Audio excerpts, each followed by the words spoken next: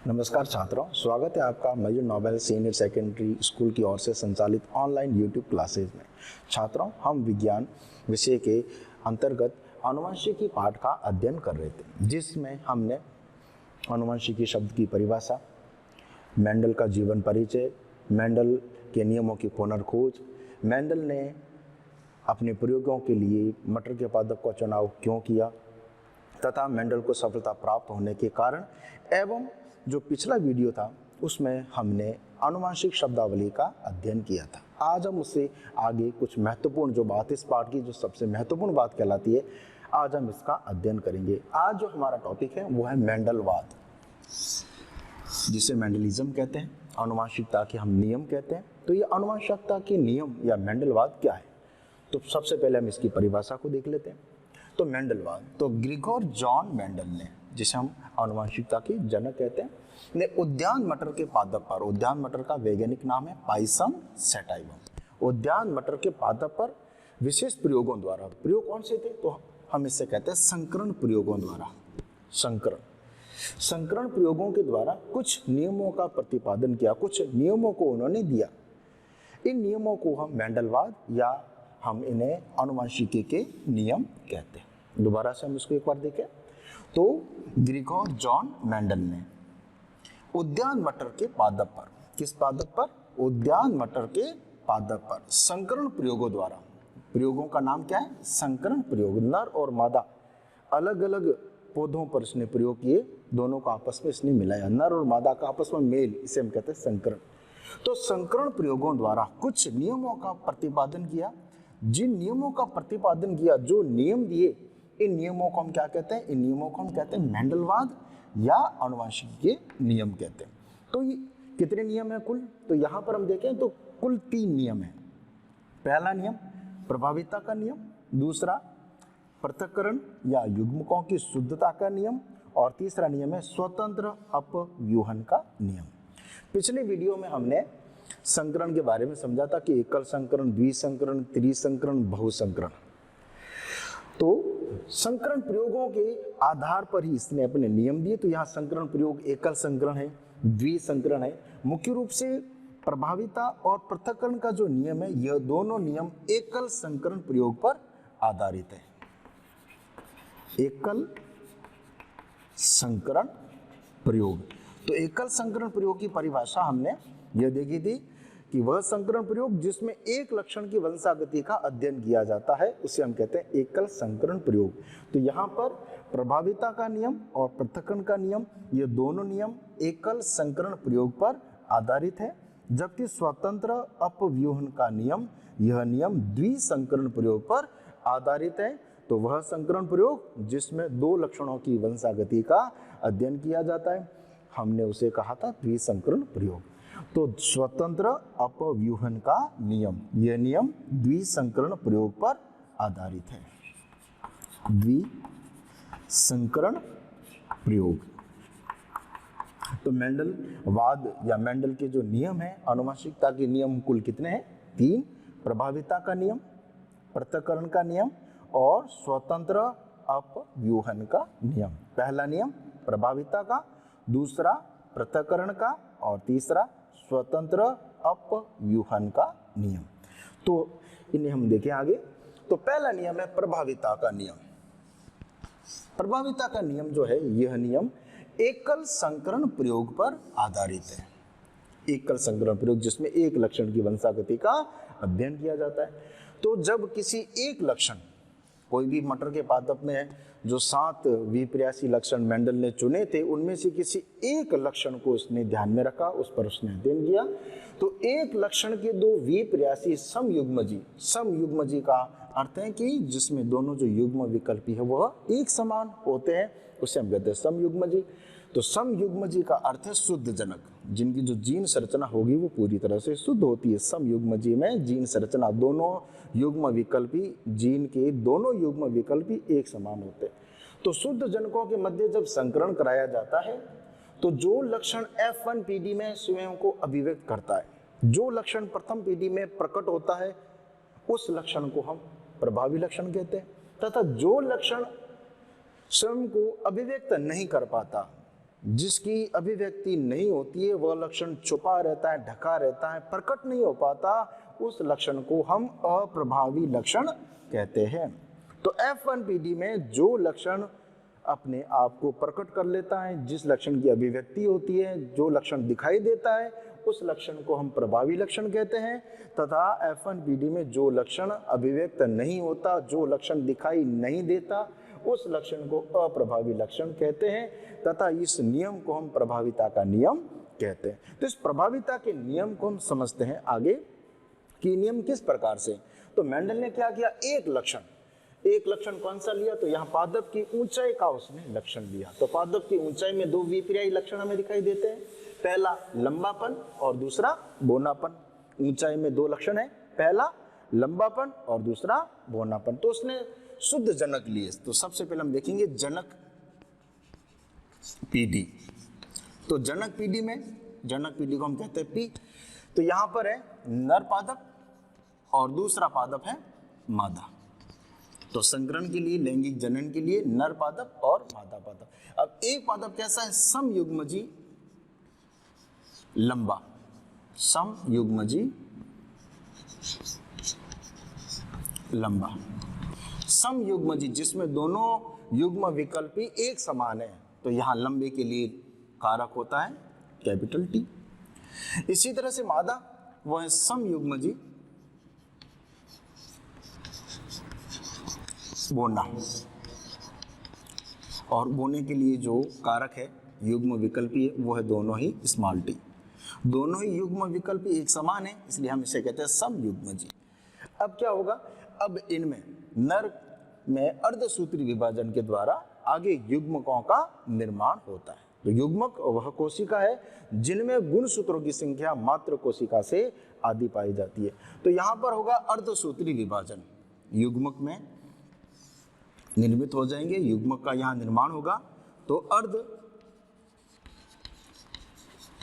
सूत्री विभाजन, तो अर्धसूत्री विभाजन द्वारा निर्माण होगा युग्मकों का, युग्मक बनेंगे। तो यहां पर जैसे युग्मक बनेंगे तो प्रत्येक जो युग्म विकल्पी है वह पृथक हो जाएगा। युग्म का अर्थ होगा कि वह कोशिका जिसमें गुणसूत्रों की संख्या मात्र कोशिका से आधी होती है। तो यहाँ एक जोड़ी है, तो यहाँ केवल एक पीछे बचा। इस तरह से यहाँ जो मादा युग्मक बनेंगे जिसे हम अंडाणु कहते हैं, वह इस प्रकार से जिनमें गुणसूत्रों की जो संख्या होगी मात्र कोशिका से आधी होगी। अब क्या होगा, लैंगिक जनन में नर युग्मक का मादा युग्मक से संयोग होता है, मिलन होता है। तो इस मिलन को, संयोग को हम कहते हैं निषेचन। तो यह निषेचन क्रिया होगी। तो निषेचन क्रिया में प्रत्येक युग्मक दूसरे मादा युग्मक से मिलेगा, प्रत्येक नर युग्मक प्रत्येक मादा युग्मक से मिलेगा। तो हम इसको दो तरह से मिला सकते हैं, एक तो इस तरह से लाइन के द्वारा और दूसरा एक चार्ट के द्वारा भी। तो सबसे पहले हम इसको लाइन के द्वारा मिलाते हैं। जैसे इस टी को हमने इस मादा टी से मिलाया, इस नर युग्मक को हमने इस मादा युग्मक से मिलाया, तो जो संतान प्राप्त होगी इस तरह से होगी, कैपिटल टी और स्मॉल टी। इसी तरह से इस टी को हमने इसके साथ मिलाया, कैपिटल टी और स्मॉल टी। यहां पर भी हमें वही की वही स्थिति प्राप्त होगी। इस टी को फिर हमने आगे इससे मिलाया, इसे हम कहते हैं F1PD।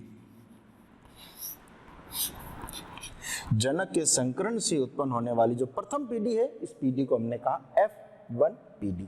तो F1PD में हम देखें जो भी हमें संतान प्राप्त हो रही है, इसका एक और दूसरा तरीका भी है, उसको भी हम देख लेते हैं। तो जैसे कि हम एक बॉक्स बना देते हैं,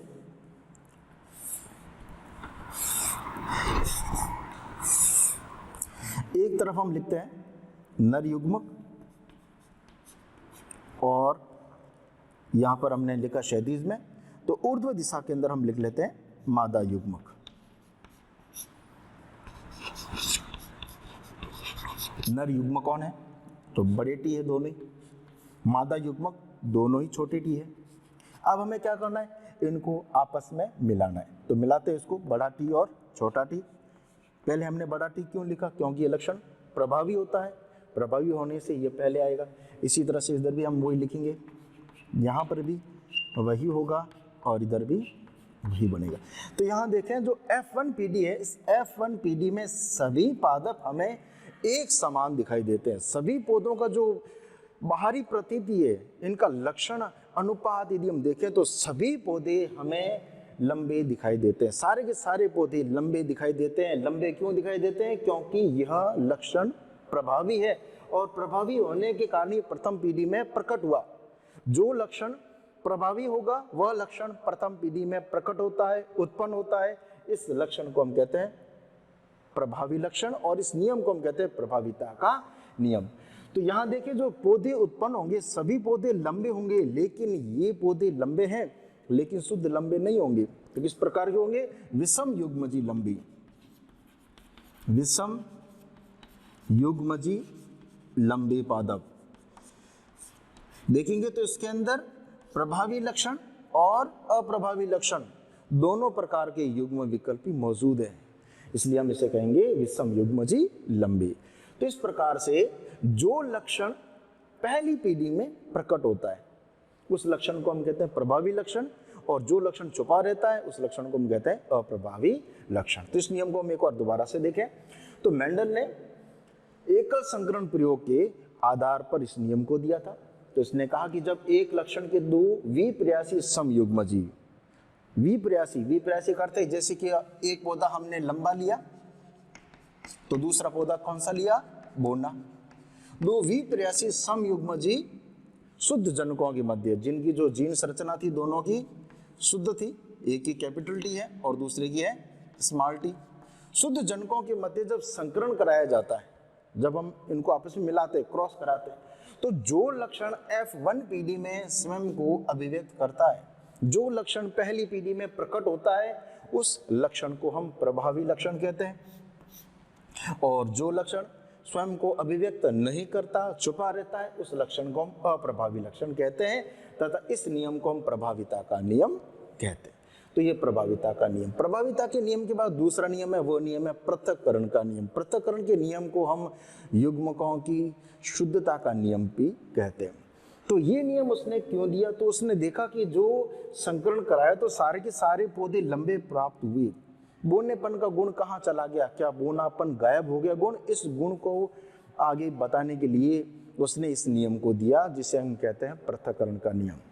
तो इस नियम के अनुसार F1PD के अंदर जो हमें विषम युग्मजी पौधे प्राप्त होते हैं, विषम युग्मजी लंबे पौधे, इन पौधों में जब आगे युग्मकों का निर्माण होता है तो युग्मक निर्माण के समय प्रत्येक युग्म विकल्पी एक दूसरे से पृथक हो जाते हैं और पृथक होकर अलग अलग युग्मकों में पहुंच जाते हैं, इसलिए इसे हम पृथक्करण का नियम कहते हैं। और प्रत्येक युग्मक में एक लक्षण को निर्धारित करने वाला युग्म विकल्पी पाया जाता है जो अपने शुद्धता के लक्षण को प्रकट करता है, तो हम इसे शुद्धता का नियम भी कहते हैं। तो इसको हम देखें कि एकल संकरण प्रयोग इसने किस प्रकार से किया, हम इसको प्रारंभ से देखें। तो यहाँ पर उसने क्या किया? यहाँ सबसे पहले एकल संकरण प्रयोग में उसने खेत के अंदर 50% जो पौधे थे वो शुद्ध लंबे लिए और इसके ऑपोजिट 50% पौधे पूरी तरह से शुद्ध बोने लिए। लंबे पौधे और बोने पौधे, इनके मध्य उसने कराया सबसे पहले पर परागण। दोनों को आपस में, एक के नर भाग को दूसरे के मादा भाग से, पुष्प में जो नर भाग है पराग कण मादा भाग की वर्तिका पर इसने छिड़का। और जब इस प्रकार से उसने पर परागण कराया तो पर परागण कराने पर जो फसल प्राप्त हुई, जो बीज बने, बीजों को उसने प्राप्त करके जब वापस धरती पर उसने उसको उगाया तो उसने क्या देखा? उसने देखा कि सारे के सारे पौधे लंबे प्राप्त हुए, सभी पौधे लंबे थे। सभी पौधे लंबे क्यों प्राप्त हुए? क्योंकि लंबापन जो था 50% पौधे उसने जो लंबे लिए थे वह लक्षण प्रभावी था और प्रभावी होने के कारण वह लक्षण प्रकट हुआ, जिसके कारण जो प्रथम पीढ़ी प्राप्त हुई वह सभी की सभी लंबी प्राप्त हुई। अब उसके बाद उसने इस प्रयोग को आगे बढ़ाया। उसने क्या किया? उन्होंने F1PD के पौधों को लंबा होने दिया। उसके बाद उन्होंने उन पौधों का स्वपरागण होने दिया। तो स्वपरागण होने के पश्चात जब वो फसल पककर तैयार हुई, उनके बीज प्राप्त किए और इन बीजों को उसने जब दूसरी बार जब उसकी जुताई की, जब उसने खेत जोता, तो उसने क्या देखा? उसने देखा कि पौधों में से 75% पौधे, अर्थात हम कह सकते हैं कि 4 में से 3 पौधे वह लंबे प्राप्त हुए और 4 में से 1 पौधा उसे बोना प्राप्त हुआ। तो उसने कहा कि बोनेपन का गुण वह F2PD में प्रकट हो गया। तो इस नियम के आधार पर, इसने इस प्रयोग के आधार पर, ये जो पूरा उसने प्रयोग देखा, इस प्रयोग के आधार पर उसने अपना नियम दिया। इस नियम को हम कहते हैं पृथक्करण का नियम। तो पृथक्करण का नियम क्या है? तो हम इसकी पहले परिभाषा को लिख लेते हैं।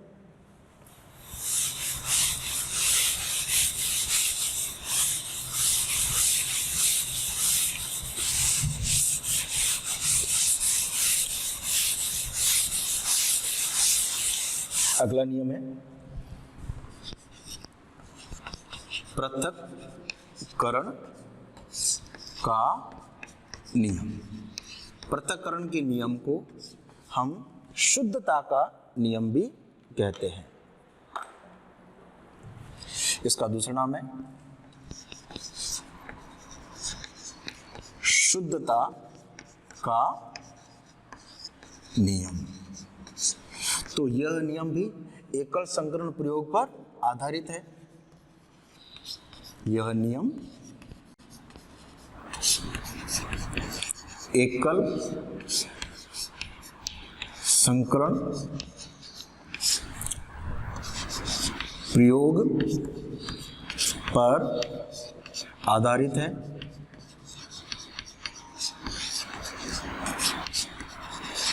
अब इस नियम की परिभाषा क्या होगी? तो हम देखेंगे कि F1PD के विषम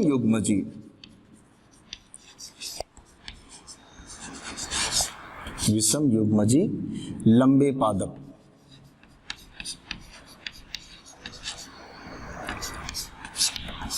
जिनका जीनी संरचना इस प्रकार की है। विषम युग्मज लंबे पादपों में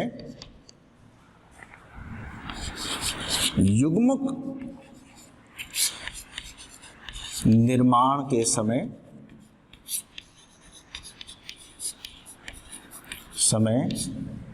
प्रत्येक युग्म विकल्पी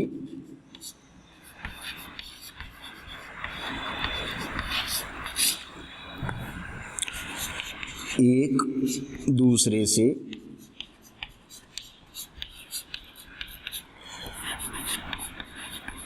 पृथक होकर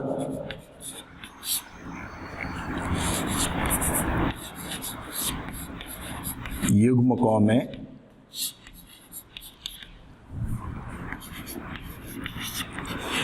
पहुंच जाते हैं। अतः इसे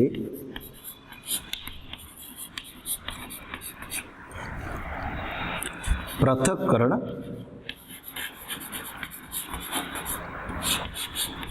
का नियम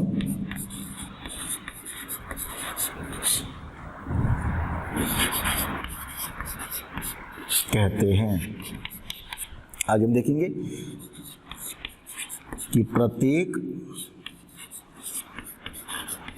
युग्मक में एक लक्षण को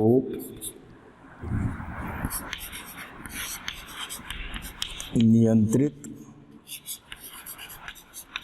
करने वाले जीन का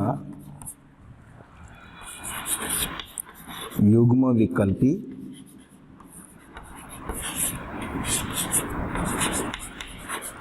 पाया जाता है। जीन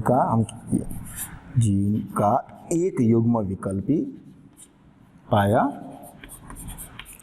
जाता है जो अपने शुद्धता के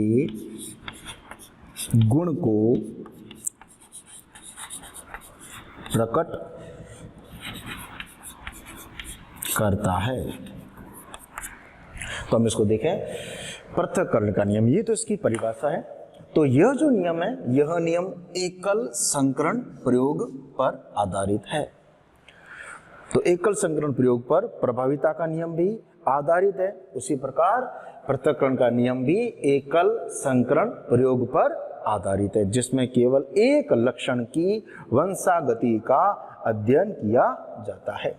तो इसमें क्या देखें, तो इसमें है कि जो F1PD के जो पादप हमें प्राप्त हुए वो सारे के सारे पौधे विषम युग्मजी। तो विषम युग्मजी लंबे पादपों में जब युग्मक का आगे निर्माण होता है तो युग्मक के निर्माण के समय प्रत्येक युग्म विकल्पी एक दूसरे से पृथक होकर वह अलग अलग युग्मकों में पहुंच जाते हैं। अर्धसूत्री विभाजन के समय युग्मक निर्माण होता है और युग्मक निर्माण के समय जो युग्म विकल्पी एक दूसरे से पृथक हो जाते हैं, अतः इसे पृथक्करण का नियम कहते हैं। तो प्रत्येक युग्मक में एक लक्षण को निर्धारित करने वाले जीन का एक युग्म विकल्पी पाया जाता है, तो हम इसे शुद्धता का नियम भी कहते हैं। तो ये शुद्धता के गुण को आगे प्रकट करता है। तो इस नियम को हम आगे व्याख्या द्वारा समझे, प्रयोग द्वारा समझे। तो सबसे पहले उसने लिए हम देखेंगे जनक पादम, प्रारंभ से उसको देखें, जनक से हम इसको शुरुआत करें। तो जनक पीढ़ी, तो जनक पीढ़ी में एक है नर और दूसरा है मादा। नर एक लक्षण में समयुग्मजी है, समयुग्मजी लंबे पादप, और इधर समयुग्मजी बोने पादप। तो समयुग्मजी लंबे पादप जिसमें दोनों टी एक जैसे होंगे, दोनों युग्म विकल्पी समान है, और इधर दोनों युग्म विकल्पी समान है। अब यहां पर क्या होगा, आगे इनमें होगा अर्धसूत्री विभाजन,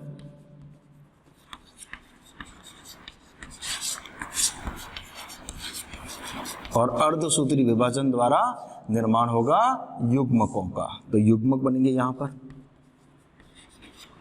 यहां युग्म विकल्प जो है युग्म विकल्पी एक दूसरे से पृथक हो चुके हैं। इधर भी प्रत्येक युग्म विकल्पी अलग हो जाएगा और युग्मकों में चला जाएगा। अब क्या होगा, युग्मकों का निषेचन, नर युग्मक का मादा युग्मक से संलयन होगा।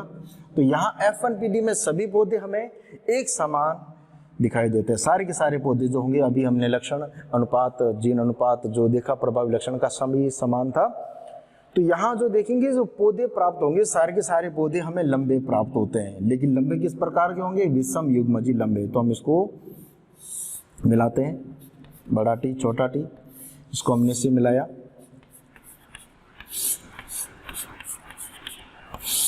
तो सारे पौधे हमें एक जैसे प्राप्त हुए F1PD में, F1PD। सभी पौधे किस प्रकार के हैं, विषम युग्मजी लंबे पादप। अब यहां से हमारा आगे शुरू होता है दूसरा प्रयोग। तो F1PD में जो हमें पौधे प्राप्त हुए, जब इनका हम आगे कराते हैं स्वपरागण, तो स्वपरागण करा के हम देखें,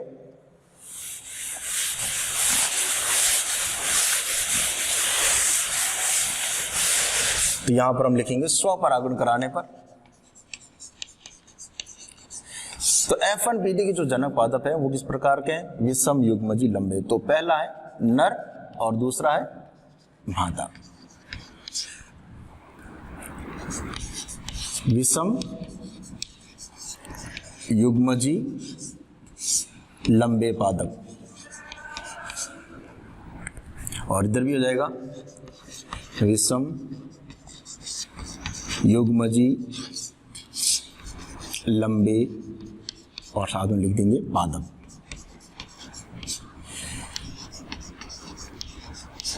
और विषम युग्मजी लंबे पादप को हम किस प्रकार से लिखते हैं, इस प्रकार से, जिसमें दोनों यानी कैपिटल और स्मॉल दोनों ही युग्म विकल्प यहाँ पाए जाते हैं।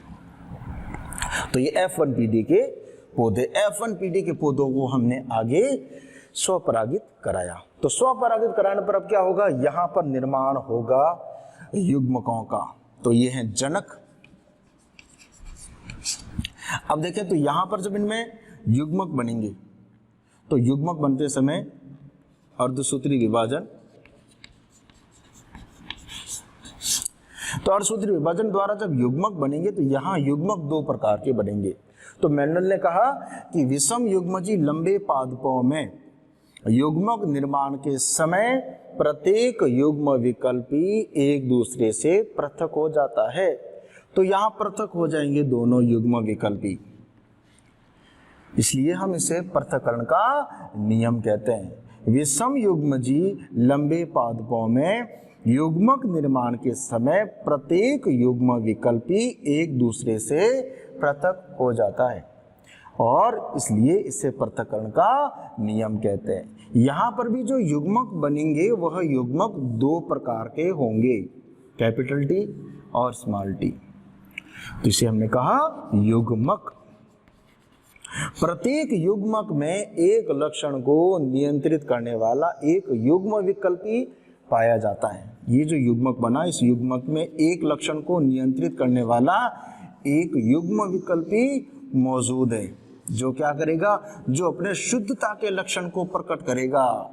जैसे यह टी की बताएगा कि यह युग्म विकल्पी शुद्ध लंबे को प्रकट कर रहा है, यह बोने पादप को, शुद्ध बोने पादप को यह प्रकट कर रहा है।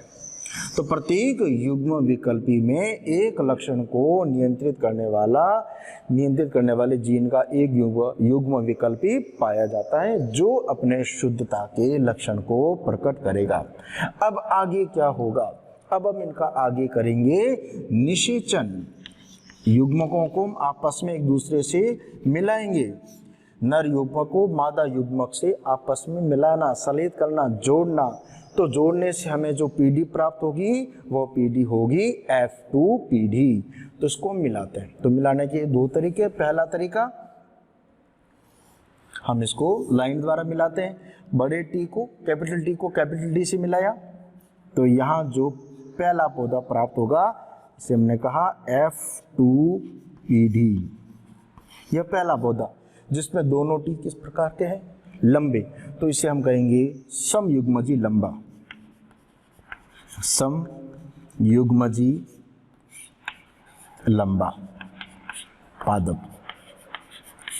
अब क्या करते हैं, इस टी को आगे इससे मिलाते हैं, कैपिटल टी और स्मॉल टी। तो ये हो गया पूरा। तो ये किस प्रकार का है, ये होगा विषम युग्मजी लंबा। अब इस स्मॉल टी को इस कैपिटल टी से मिलाते हैं, यहाँ पर भी हमें कैपिटल टी और स्मॉल टी नजर आएगा। तो ये हो जाएगा विषम युग्मजी लंबा पादप।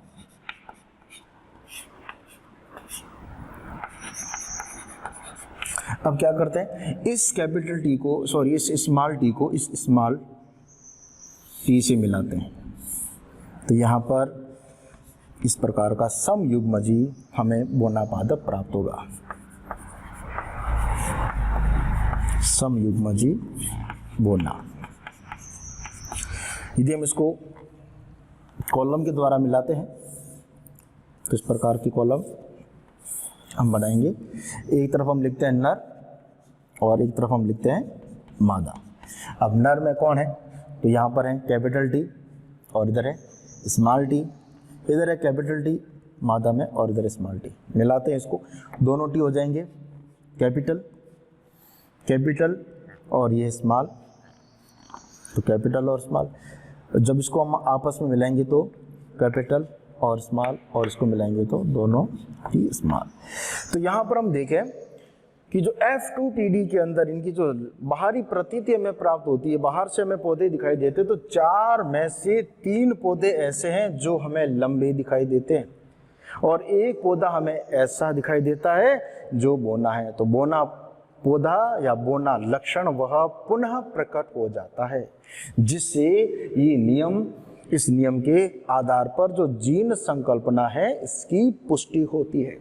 तो यहाँ हम देखें तो इसका लक्षण जो अनुपात प्राप्त होगा, बाहरी प्रतीति के आधार पर लक्षण लक्षणों का अनुपात, तो F2PD का लक्षण अनुपात, F2PD का लक्षण अनुपात, अर्थात कितने बोने पौधे और कितने लंबे पौधे हमें दिखाई देते हैं। बाहरी प्रतीति लक्षण अनुपात का अर्थ हमने शब्दावली में समझा था कि सजीव की बाहरी प्रतीति, सजीव हमें बाहर से किस प्रकार का दिखाई देता है, इससे हम कहते हैं उसका लक्षण अनुपात। तो यहाँ जो लक्षण अनुपात होगा लंबे वर्सेस बोने, लंबे पादप और वर्सेस बोने पादप, तो इनका जो लक्षण अनुपात होगा 4 में से 3 पौधे हमें लंबे दिखाई देंगे और 1 पौधा हमें बोना दिखाई देगा। यह कहलाता है इसका लक्षण अनुपात। अब देखते हैं कि इसका जीन अनुपात किस प्रकार का है। जीन की संरचना के आधार पर इसका अनुपात क्या होगा। तो जीन अनुपात देखें तो F2PD का जीन अनुपात, F2PD का जीन अनुपात, तो इसका जो जीन अनुपात हमें दिखाई देगा, अर्थात जीन की रचना के आधार पर पौधे कितने शुद्ध है कितने अशुद्ध है, समयुग्मजी और विषमयुग्मजी कितने हैं। तो हम यहाँ देखें तो समयुग्मजी लंबे पौधे तो यहाँ 3 है, 3 में से केवल 1 पौधा ऐसा है जो समयुग्मजी लंबा है। तो समयुग्मजी लंबे 4 में से 1 पौधा, विषम युग्मजी लंबे जिसमें कैपिटल और स्मॉल टी दोनों मौजूद हैं। विषम युग्मजी लंबे पौधे कितने हैं, तो यहाँ पर हम देखें 2 पौधे, और इसी तरह से समयुग्मजी बोना जो पौधा प्राप्त हो रहा है ये समयुग्मजी है और यह इसका अनुपात है वह 1। तो F2PD का जो जीन अनुपात हमें प्राप्त होगा वह प्राप्त होगा 1:2:1, ये इसका होगा जीन अनुपात। लक्षण अनुपात तो इसका होगा 3:1। यह कहलाता है पृथक्करण का नियम। धन्यवाद।